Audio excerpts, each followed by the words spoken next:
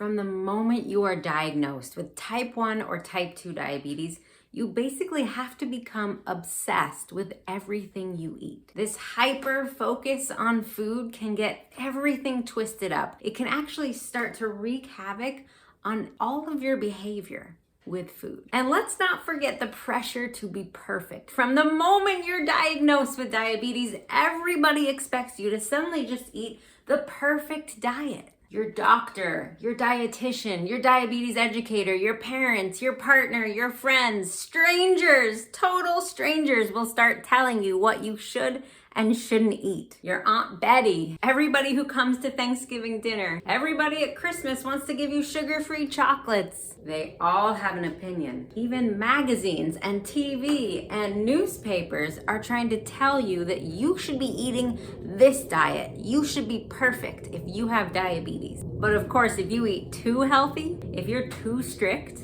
all those same people will say, wait, that's too strict. You're being too rigid. Don't be so healthy. Come on, have a cookie, have a chip. Come on, give in a little. Life is short. It's exhausting. Are you sure you should be eating that? Then there's all the diet craze. Eat less meat, eat more carbs, eat fewer carbs, eat no carbs, eat no fat, eat some fat, eat lots of fat, eat only plants. But wait, get enough protein, eat meat too, but not that meat, but some of that meat, but wait, eat tofu, but not too much tofu. Too much tofu could be bad for you. Eat more whole food, eat real food. But wait, also buy more of this product that's full of fake stuff that's trying to taste like real food. Always eat breakfast. No, wait, skip breakfast. Never eat sugar. But wait, don't be too strict. You should have some sugar. All you're left with is steamed broccoli and chicken. So here's what can happen if you live with diabetes and you are caught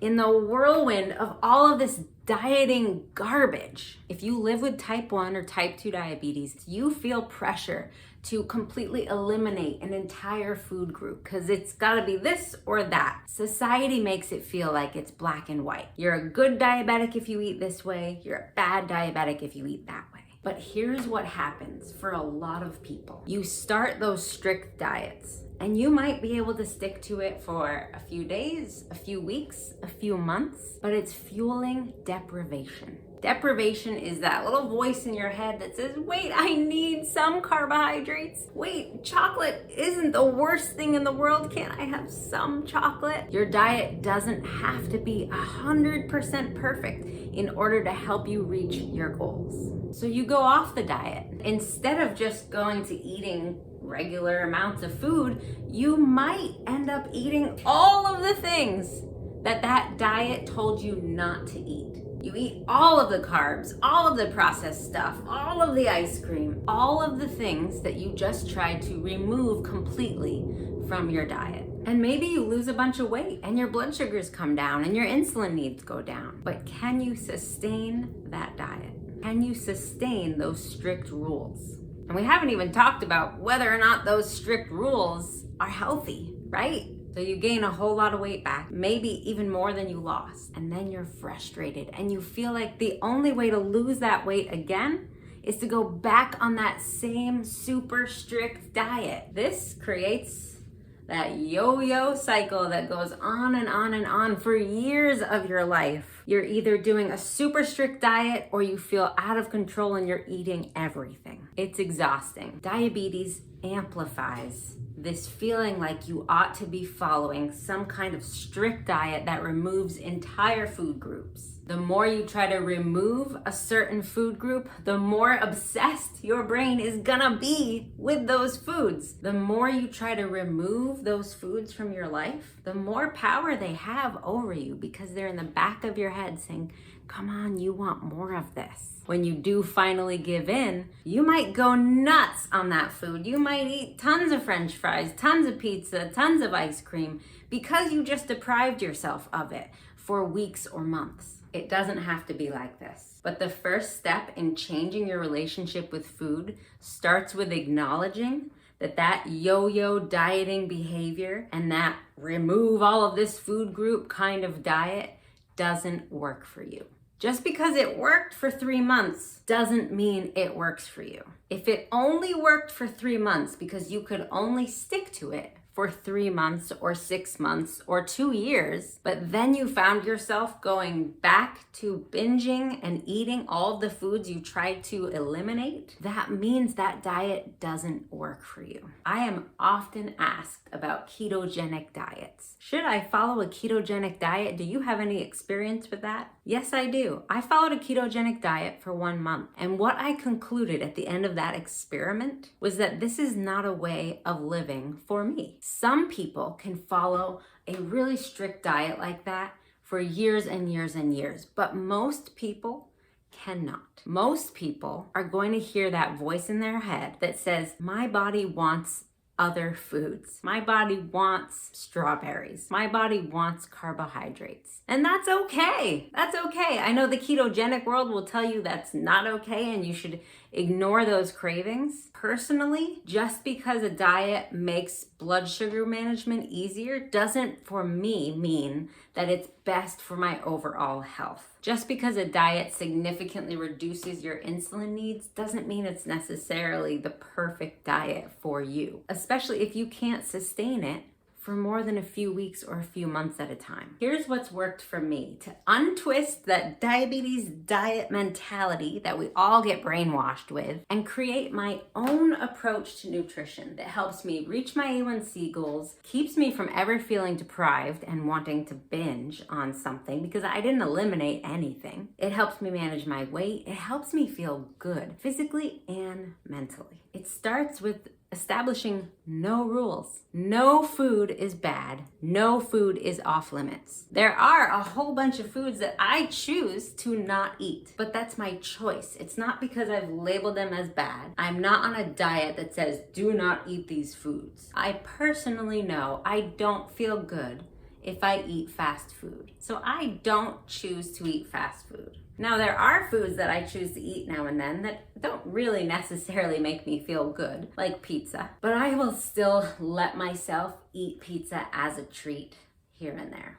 Eliminating all the rules that you have in your head about food could be really scary. If you are used to really restricting sugar and dessert or chocolate or French fries or whatever that particular junk food craving is for you, you might freak out if you actually let yourself just go eat it. You might overeat it the first few times you give yourself permission to just go eat that food. Some people find it helpful to actually fill the fridge with ice cream. But once you get over that, once you have the food and you realize, you know what?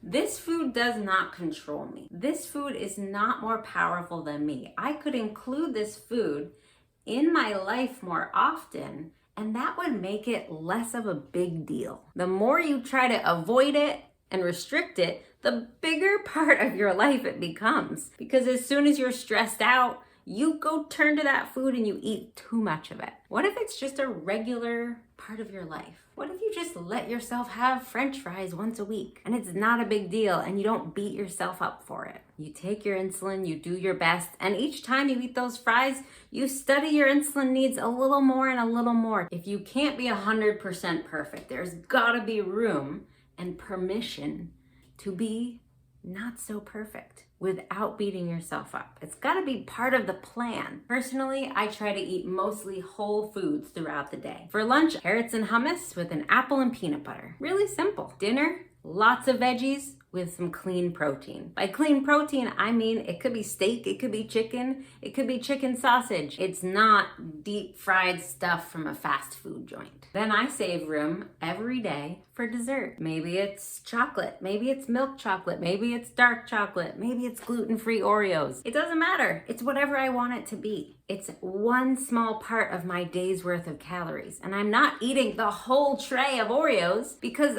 I don't feel the need to be obsessed with the Oreos if I'm allowed to eat them every single day. Remember, if you can't be 100% perfect all the time, you need to plan for that less perfect diet. Make room in your diet for those less than perfect decisions. Make room for the French fries by making really good choices most of the day and then enjoying a serving of French fries. It doesn't have to be such a big deal. But there does need to be balance, right? If you're gonna overeat, you're gonna gain weight. So we all have to be mindful of how much we're eating. And there may be really useful things that you learned from the other restrictive diets that you tried. You might have learned that, hey, now I know how to cook a really low carb breakfast and I feel good when I eat that breakfast. You might have learned that, oh wow, this is how to make a whole foods lunch when I did the Whole30 diet. Take what is useful and leave the rest.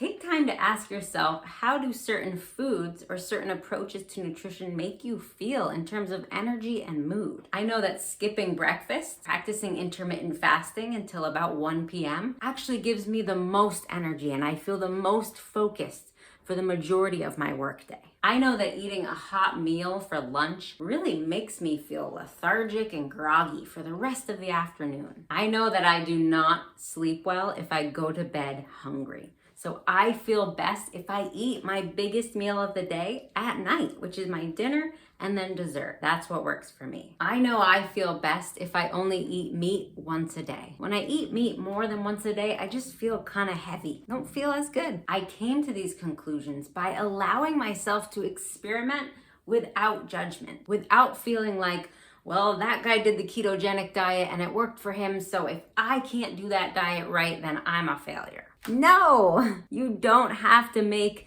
somebody else's diet work for you. You can learn from that, experiment with it, take what's useful, take what feels good to you, and create your own approach to nutrition. The ideal diet for you is the one you can actually sustain peacefully, one that you feel good about, one that doesn't make you feel obsessed with certain types of food. Experiment, try new vegetables, learn how to do a new style of cooking, swap out that carby lunch for a salad, see how it feels. Make these little changes one by one and see what happens. It's an experiment. This evolution in your approach and your relationship with food doesn't change overnight. Give it time. Think of this as like a multi-year project. The most important thing is to be honest with yourself and try new things with an open mind. Thanks for watching Diabetes Nerd.